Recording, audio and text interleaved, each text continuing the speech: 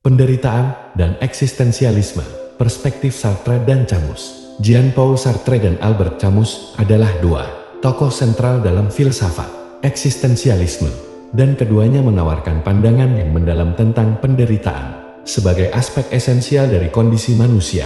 Meskipun pendekatan mereka terhadap penderitaan berbeda, keduanya sepakat bahwa penderitaan merupakan hasil dari situasi manusia yang kompleks dan seringkali absurd. Jean-Paul Sartre melihat penderitaan sebagai konsekuensi dari kebebasan radikal dan tanggung jawab individu.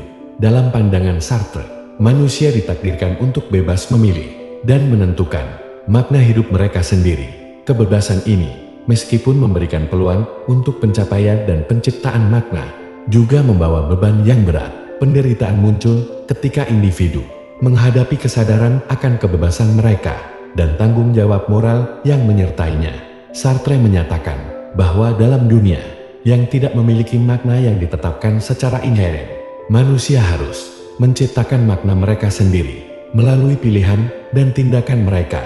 Dalam konteks ini, penderitaan menjadi bagian dari proses pembentukan identitas dan tujuan pribadi.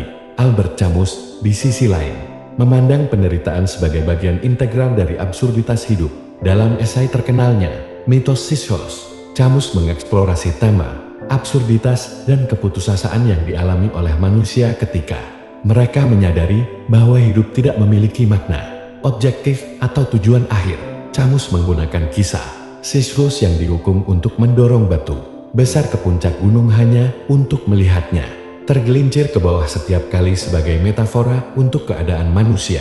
Menurut Camus, penderitaan adalah bagian dari realitas absurd ini, dan kita harus menghadapi absurditas hidup tanpa menyerah pada keputusasaan. Camus mengusulkan revolusi personal sebagai cara untuk mengatasi penderitaan, dengan menerima absurditas dan menemukan kebahagiaan dalam perjuangan itu sendiri, tanpa harapan akan hasil akhir yang pasti.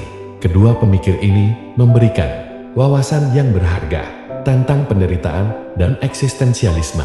Sartre fokus pada kebebasan dan tanggung jawab individu sebagai sumber penderitaan, sementara Camus mengajak kita untuk menghadapi absurditas dan menemukan makna dalam perjuangan itu sendiri.